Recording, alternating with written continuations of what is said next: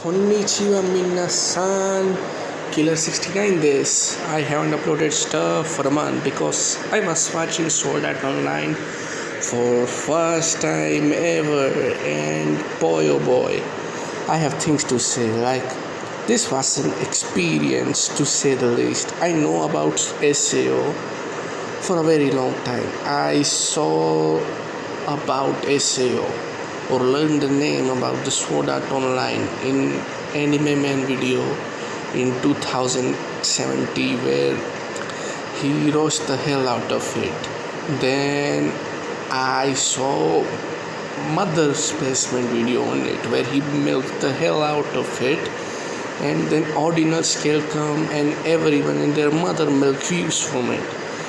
And then I look back at it and I found that Trixie the Golden Witch have been shitting on SAO since 2014, and you have the usual giggle take of hey, it's a mindless fun.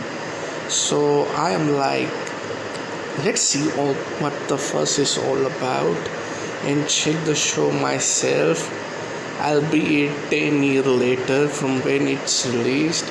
I was curious cause SAO come under the umbrella of show called casual anime, the stuff for the gateway babies. Its brethren include Fairy Tail, Naruto, ReZero, Erased, My Hero Academia. You kept my point. The shows with massive fan base mostly because they get mass audience like the general public, or it include the seasonal anime fan through the seasonal hype train like ReZero or any other show which blew up, or show with large episode being a catalyst in bringing new anime fan like Fairy Tail. And as much as we have new fan or massive fan base in general who love them, you have equal amount of people who hate them. So it's kinda rare to see some neutrality in the discussion surrounding on these type of shows. So here I am talking about Sword Art Online, everything, the theme, the character, the world, everything. We will go arc by arc, layer by layer, and talk about everything, good, bad, and whatever. And let's see if we can bring something new in this age-old topic of Sword Art Online discussion. First arc, or what we folks in Western community call the Aincrad arc. The Aincrad arc of Sword Art Online is something that nails the aspect of how to do iconic first episode. Like, my lord, it nails the first episode. Like, first thing on the screen that made me laugh was setting took place in 2022, and this is the year 2022. We haven't progressed to get SAO yet. Man, I want to play a game like SAO.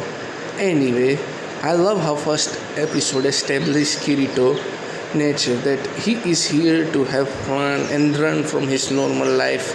We can see excitement on Kirito's face by entering this new world. Then in few moments we see the despair.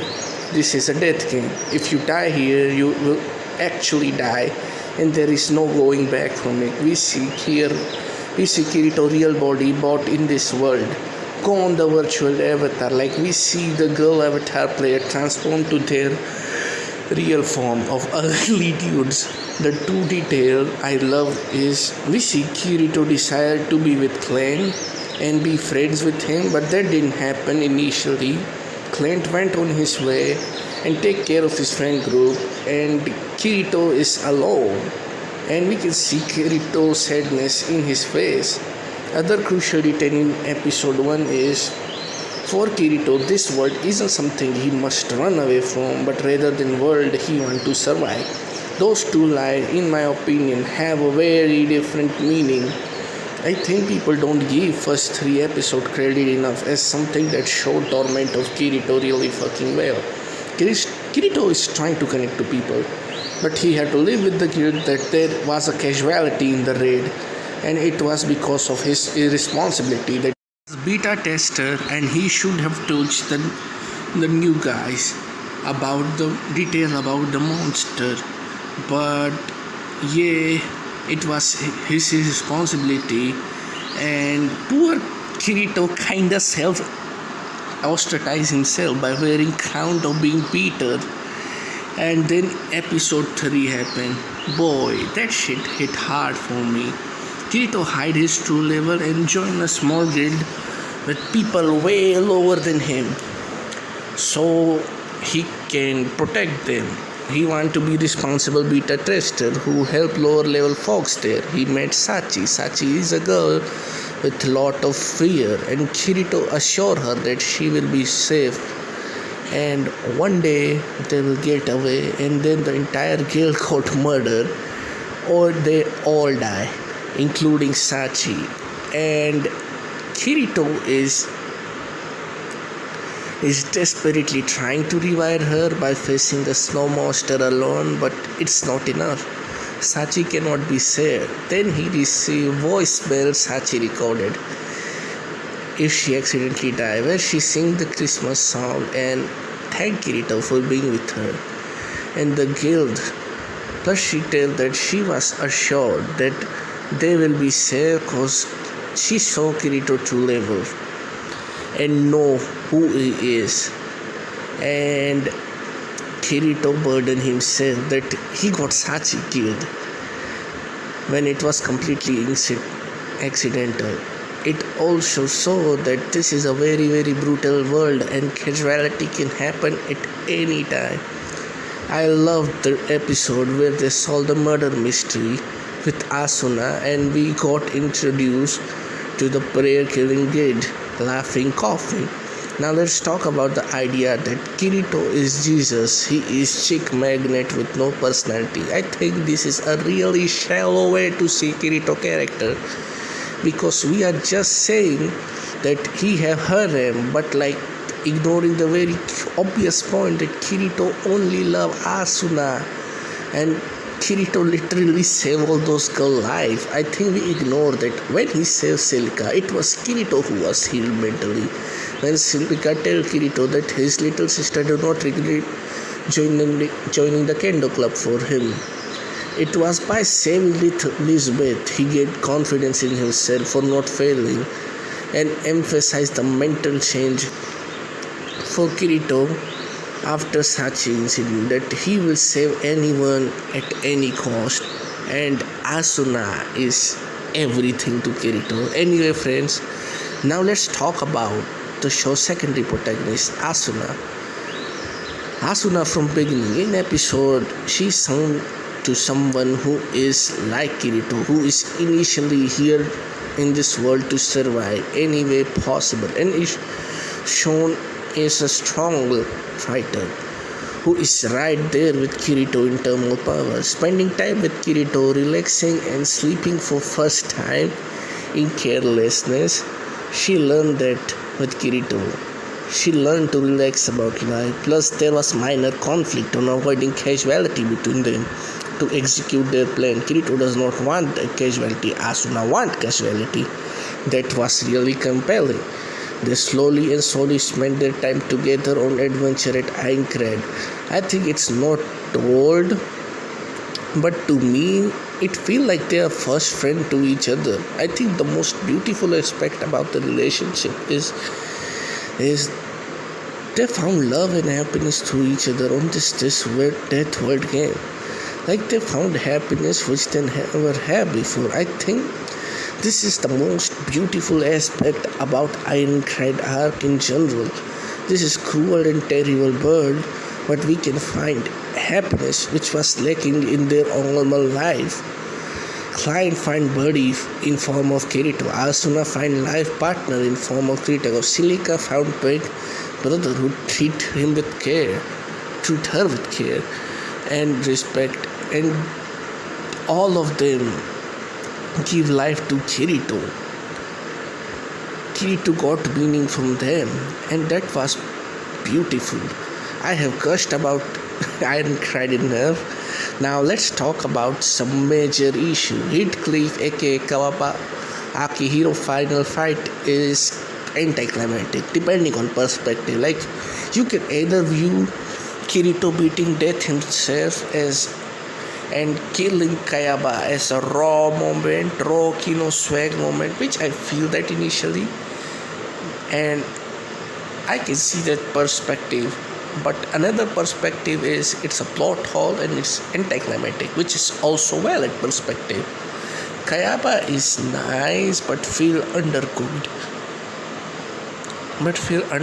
Even after finishing all of SAO, though the criticism that I feel he was undercooked, but the criticism that he is motiveless or created the world without the purpose is 100% bullshit. He had childhood dream of seeing castle nearby, and world of SAO represent that castle, and SAO in general represent his ideology of connecting virtual and real world.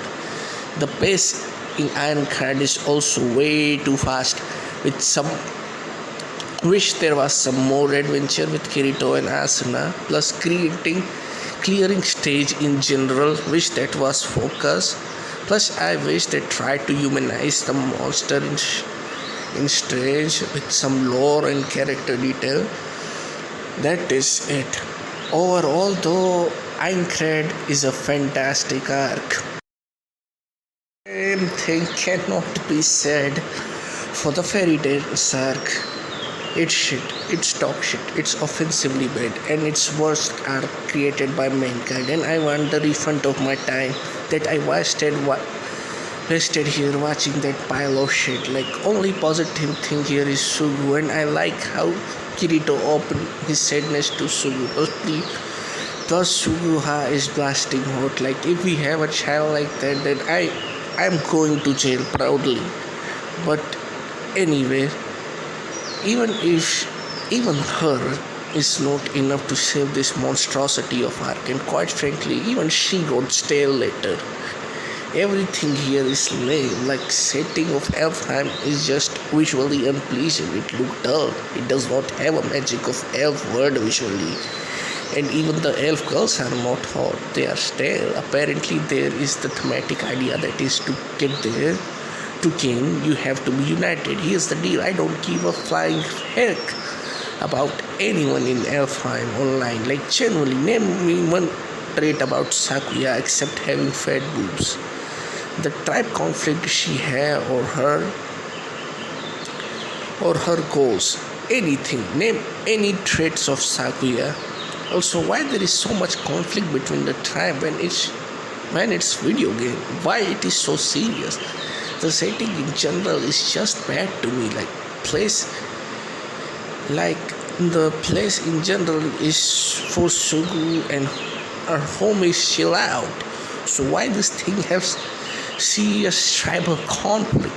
I cannot get it. I think biggest turn off for me is this is supposed to be a serious arc of rescuing Asuna, but setting in general just does not match the tension. If Kirito dies, he will be restored at that exact same place without losing any level, and tension just feel artificial. Speaking of Kirito, his character is just stale and stagnant here. Like, never feel that this, like, he never feel that this is reality and he have to adjust through it in major way, which is true shame, because this arc have perfect opportunity to do that. His entire character arc in this arc is behave like horny gorilla who want to rescue Asuna. Speaking of Asuna, look at how they massacre my girl. She is just a bird in the cage. Long gone the powerful strong Asuna. Instead she is toyed by tentacle monster. Now let's talk about the biggest turd in this arc, which is full of turd, Sugo. I think Sugo is the worst villain in anime history. He is trash, weak, and feels zero threat, and is have personality of being creepy pedophile. If this arc cannot be fucked anymore, this this shit Sugo fuck it even harder. Like, name one redeeming quality about this motherfucker in comment. I challenge you. Like, single positive trait. Name it. I dare you. And I bet you cannot.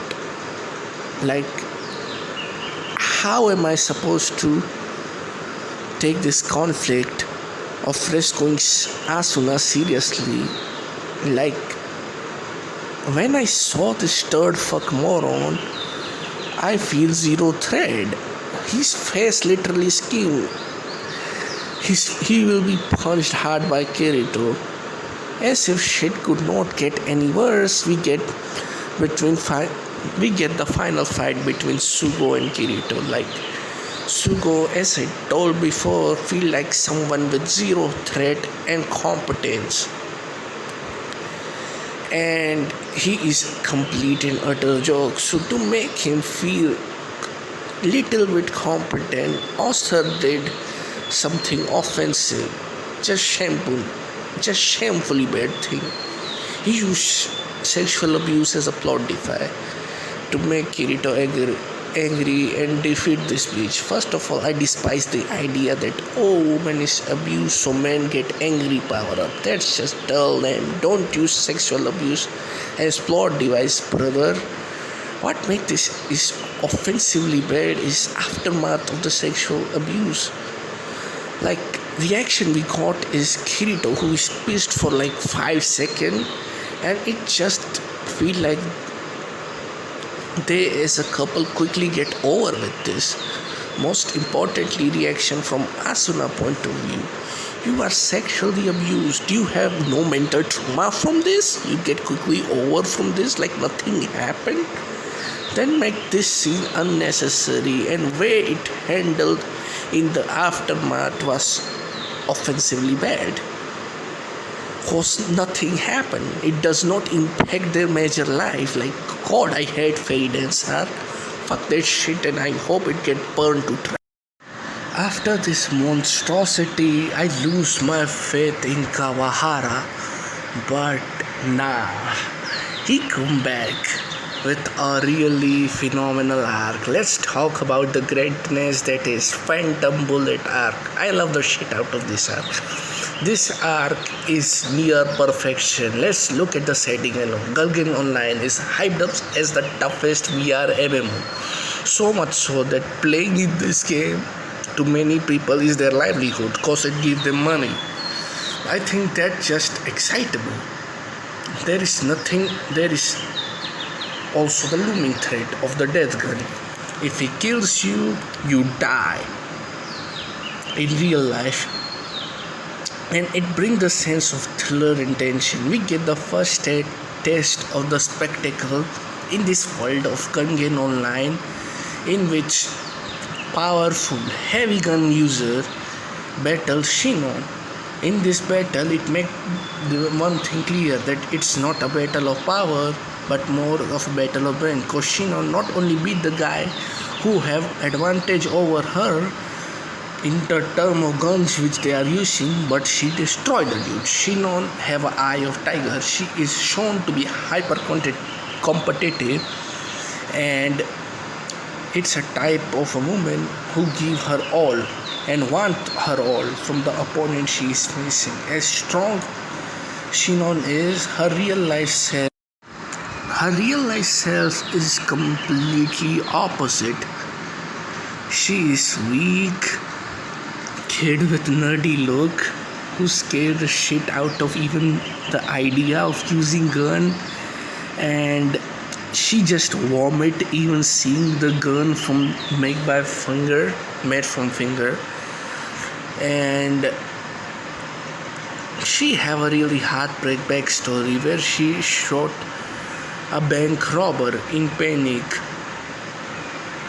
and she committed a murder, and that led to the separation between her and her mother, and that lead to the trauma of the revolver that thug was holding.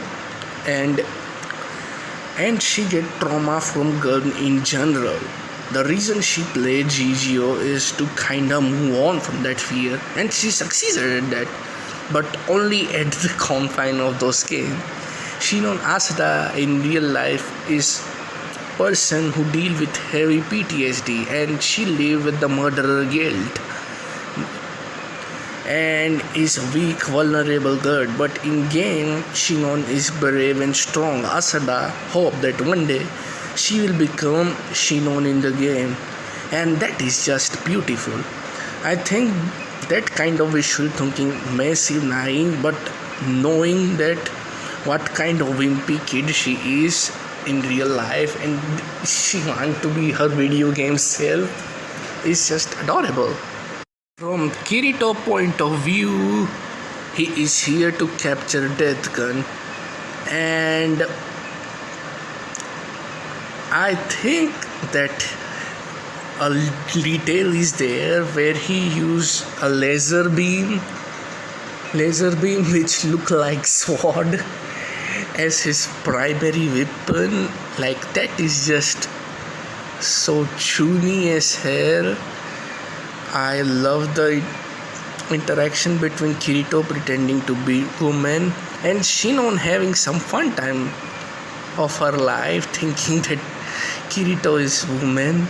Seeing Isada in general after going through a lot, having fun time is just adorable. I think best part about the arc is Kirito dealing with the murderer guilt. The fact that when he realized that all of the Death Gun members are the coughing murderer, Kirito feel the guilt. And thing is, he have history with Laughing Coffin. His team with Asuna, Clyde and all those cats ambush and kill all of them, so they stop existing.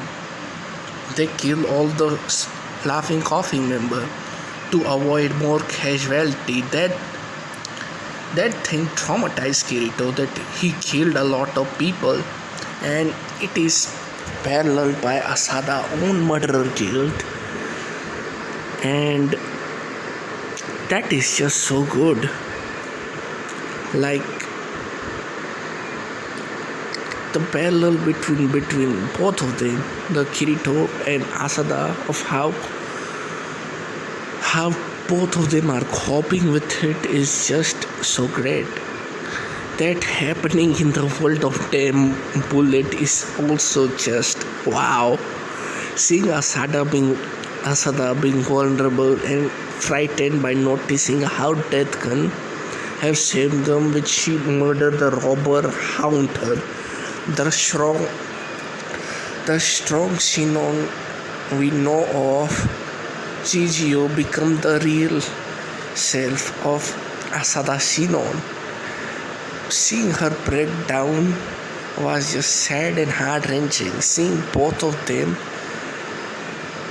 sharing their trauma and Shion get back to her GGO form after getting inspired by Kirito and they overcome the Death Gun, that was just phenomenal. And that double suicide ending was just too sweet. The cherry on the cake was the finale where cashier of the bank whom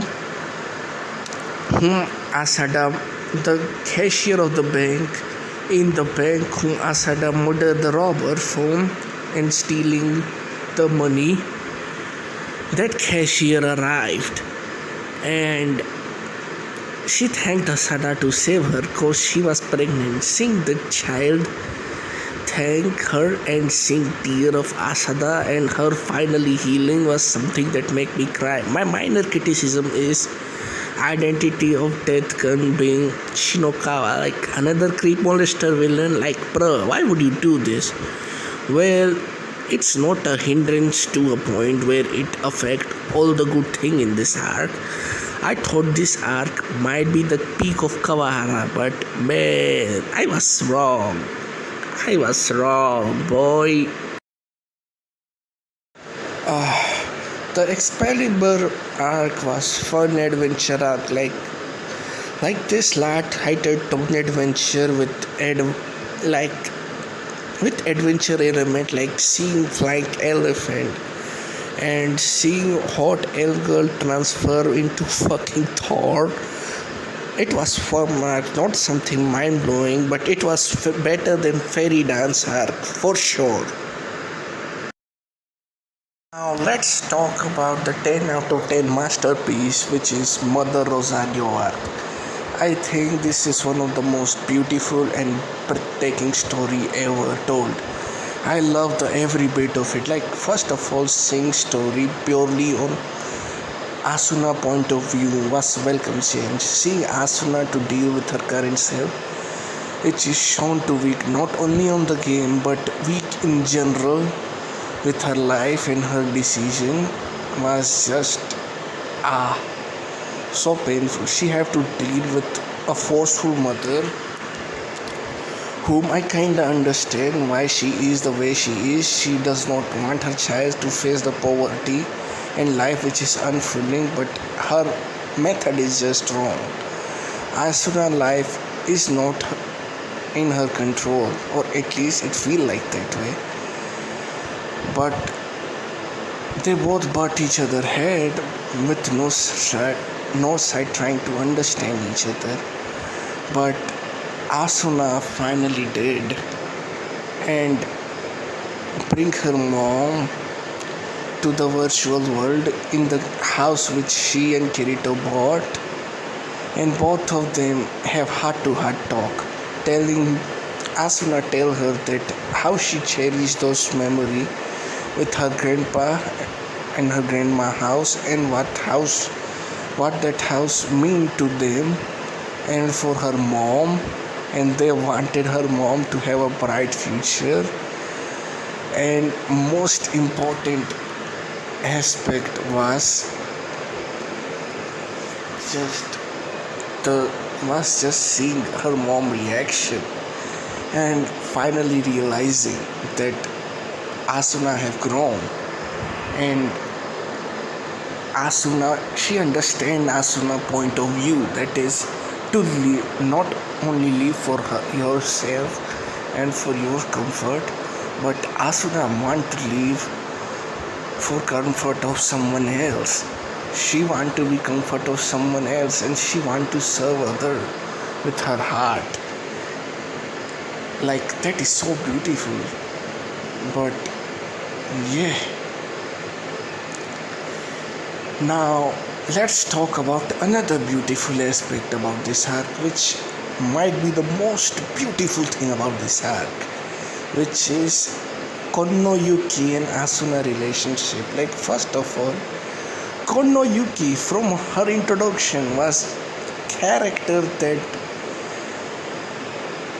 beat Kirito, and she could have been dual sword wielder if she was in Sword Art Online. Like that's some absurd hype right there. Then seeing Asuna showing what she was in Aincrad against the duel with Konno Yuki was just a welcome change, and it was long time coming. Like seeing warrior Asuna going toe for toe, blow for blow with the dude who is not dude, sorry, I mean the chick who is stronger than Kirito was just really good. And seeing Asuna with completely different people was just fascinating. Like seeing her with different people other than Kirito Golden Harem was fascinating as hell by itself, but seeing the dynamic she added as a healer who can take the front and fight too was really fucking good. Going back to Yuki, seeing that Yuki sees Asuna as big sister was something that just tear me up so hard. Then seeing the dark truth of sleeping night, that they already spend the guilt cause they will all die, and wanna, like, that was emotional gut punch after emotional gut punch after emotional gut punch. Like, they wanna leave the memory put together by beating that monster. Like, dog. Then seeing Yuki reality, that Yuki is someone who lost all of her family member and is alone in the world of Medicuboid, healing, like, and from getting treatment from AIDS, and then seeing Asuna taking initiative to give her happiness when she is here, seeing Asuna take Yuki to school and seeing Yuki go to school, visit Yuki old home, and seeing Yuki read book which Asuna lent her, was just such a beautiful relationship. Also seeing Yuki bringing sleeping night back and having fun with Asuna and her friend, or seeing Yuki and Kirito duel for final time, and rather than disbanding, enjoying their final time together as much as they can, was just one of the most beautiful thing ever. Then seeing farewell of Yuki, like, that farewell was just a beautiful scene, that, like, everyone in Alfheim arrived to give Yuki his farewell. Like, that scene touched the damn song. Like, Aincrad theme was to find something which you haven't in the VR world, but in Mother Rosario, their own reality was affected by VR, something which was meant to escape from reality. Was just so beautiful. Mother Rosario is just perfection. I thought this was peak of Kawahara. He cannot get better than this, but nah, this man was just getting started. Ordinal Scale is a cool movie. I like it. Yuna and Eiji relationship was good. Tetsuro Hara have legitimate case to be the best SAO antagonist. Also seeing the help that I had also seen Kirito help so Tetsuhara can get salvation was great. That's pretty much I can say about it. That Online Alternative GGO Online is a spin-off written by Kino no Tanabe author. I think this series might have a case of tightest written Sword Art Online series. Like, this thing, you cannot find logic flaws here. It's really consistent. Characters are really humanizing as hell. Like, seeing Karen and her height complex was the reason why she became cute. She began, and the VR MMO game was her way of escaping reality. Seeing her and development of how she get IRL friend because of the game and gain self-confidence about herself and her height was great thing to see. The villain Pitoho also have case to be one of the best SAO antagonists. Like, her insanity is next level, and the battle in this series are just raw. Like, tear each other ribs apart raw. Goshi-chan is also a Omega Chad man. Like, he's Omega Chad. He not only lose the weight but get the woman he loved, and he live with her. Like, now that's American dream, brother. Man, oh man, Alicization is peak fiction. Like, this is Reiki Kawahara pinnacle. This is equivalent of his Nick Drake Pink Moon, or Pink Floyd Dark Side of the Moon, or Kanye West the My Beautiful Dark Twisted Fantasy. You get my point. This is one of the most ambitious work of fiction, period point blank. I have pleasure to consume it. Now, like, let's look from episode 1 alone. It gives you absurd sense of vulnerability when you see Kirito encounter a psychopathic murderer from laughing coffin in real life. The concept of STL, a slow translation machine, which literally transfers the damn soul into the another world, and world in it is like really close to the real world, but it's like medieval Europe. There is also mystery of what the fuck Kirito was doing there at the world as a child with Alice and Yuzio. All of that is set up in just one episode. Like, that is cool as hell. Then we learn the purpose of this world. That is essentially a simulation of world with human soul being actual NPC in this world, with the purpose of being create a really advanced AI with human way of thinking. The AI which might be generated from this simulation. And it is really formidable. Wrath is trying to save Kirito by transferring him to the underworld and bring Alice, AI, the priestess of lightness. Kirito is thrown into a really unknown world, whom he have little memory of what happened. Like, this is just set up, and it have me hooked on every second of it. I think my major appeal of Alicization was, at least the Alicization first part, was relationship between Yuzio and Alice and Kirito. These three relationship was like chef kiss. There is the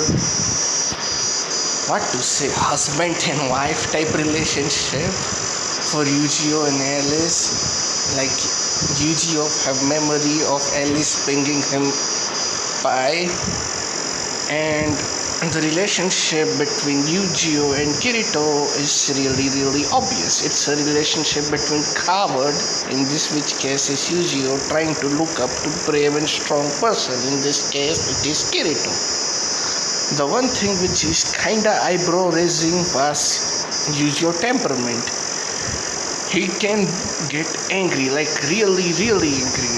Yuzio learning how to be great swordsman like Kirito, who cut the tree which took 8 centuries to cut, was a sight to see. Also, Yuzio saying stay cool is the best thing ever.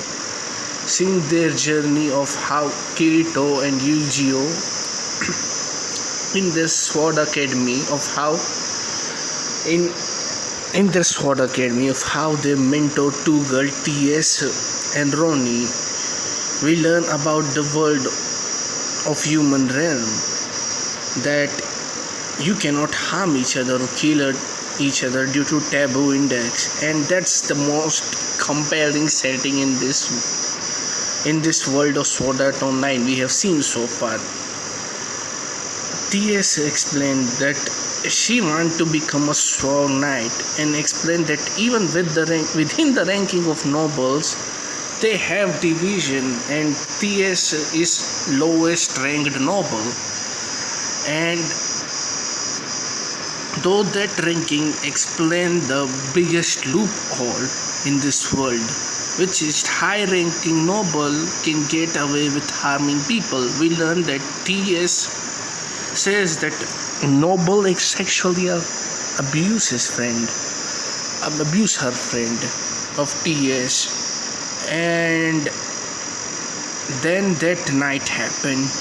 That night when those nobles kidnapped TS and Ronnie and tried to sexually assault them. Yuzio lost his temper and cut the noble arm, which lead to his death due to blood loss. And then Kirito also helped him in killing those scumbag noble, but they break the rule of taboo index. This showed the mess up state this world noble can get away. Like they can get away with sexually assault, but murder for protecting is something taboo. Like that is how you create morally gray setting. This might be a reach, but it also asks tough question: is murdering to avoid crime is a wrong thing or not? Anyway, fucking Alice arrive and take them to jail, and they escape. And they go to jail, escape the jail, and meet Cardinal, the UE equivalent of this world. She explained the Pontifex rise to the power, how she successfully installed a taboo index and essentially fooled the people and constantly erased the memory of Integrity Night and ruling the world. And she's essentially ruling the world with iron fist, and only way to save this world is blowing both of this world, and that's what Cardinal want to do. And my goodness, the knowing that initially Cardinal want to destroy the world, but after knowing what happened and knowing her true motive, like that thing hit different. Essentially she was lying to them. Anyway, she gave them the dagger to get Pontifex to her. To do that, Kirito and GGO have to face Integrity Knight on, and that clash against Integrity Knight is one of the most compelling crashes ideally ever I have seen, because Integrity Knight believe they are created by God, when in reality they are just human with their memory lost. So to see them lost to them, so seeing Kirito and Yu-Gi-Oh face those knights and make them remember their humanity, whether we clash against Berkeley, Eldrie or Dishubert, and seeing how great of a person they are with honor and pride, who respect Yu-Gi-Oh and Kirito's strength. Seeing Kirito and Yu-Gi-Oh made them their humanity, made them remember their humanity, was just so good. My personal favorite have to be that duel between Alice and Kirito. Kirito shows Alice that this is broken world, and Alice realized that with the amount of unfair advantage noble have on the common people. And then Kirito and Alice interaction, when the fighting stopped, Alice showed the trait of little Alice we know in episode 1, like whether we stitching the clothes or teach Kirito to how to properly eat the food, then she remember her human side too while remembering her little sister. I love Alice. She is kind and noble on purest way possible. Then we get to the finale, which was just phenomenal. Whether we clash between mentor and teacher, which is clash between Yu-Gi-Oh and Kirito represent thematically. I love Alice. I love Alex and Pontifex interaction. Pontifex also have legitimate case to be the best SAO villain. She is sexy, and her philosophy is to love is to control. Like that idea alone question what love means. Did love have aspect of controlling other? Also, Pontifex is brutal. She will use people of this world and create them as a mass destruction weapon to fight Darkrim. There is also nice parallel between Cardinal and Pontifex. Cardinal and Pontifex desire of love. Cardinal desire to protect, and that's what love means to her. Pontifex want to control, and that's what love mean to Pontifex. Like that is so nice, and it's just these little details make this arc so great. Like the moment that broke me was the defeat of the massive destructive weapon which Pontifex developed. Like, man, oh man, like that moment, like Yu-Gi-Oh turned into a weapon and deferred that weapon of mass destruction, and Kirito hit the deepest rock bottom, realizing how much he failed.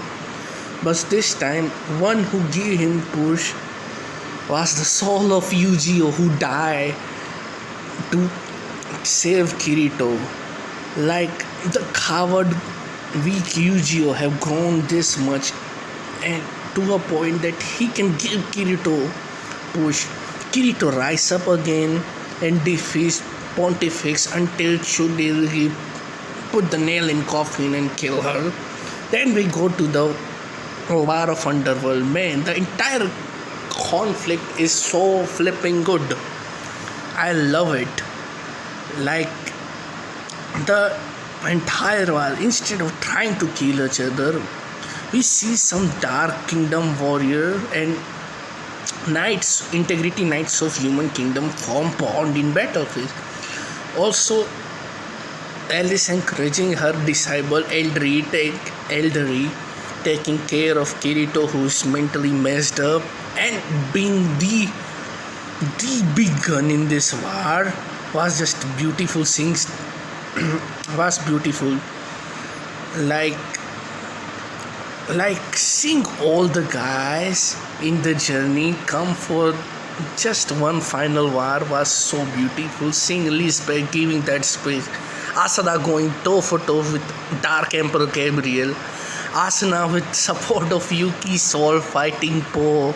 Then see Kirito get up and seeing that a strong Kirito appeared to be, he is man with so many failure and so much mental scar. He is so much broken from inside, but move on because he want to protect everyone, and because of everyone memory, he is pushed. And the final fight against Gabriel and Poe, who are literally embodiment of death and stagnation, with help of everyone, with everyone's journey, Kirito defeated them. Like, entire Alicization was like once in a lifetime experience. I loved it. SAO have shitty, okay, good, great and peak fiction part like any long running anime, and doesn't deserve the hate it get. In my opinion, it's a really great anime overall. For final verdict, my favorite arc was Alicization, Mother Rosario and Phantom Bullet. Fairy Dance is hot garbage and worst thing created by mankind. My favorite character in no particular order is Yu-Gi-Oh, Kirito, Asuna, Alice, Asada, Yuki, and that's all, folks. Nightmares creep while you and me repeat. This bittersweet heat is suffocating. I'm waiting and always hesitating. Kryptonite desires set my heart afire. Heart on fire. Set my heart afire.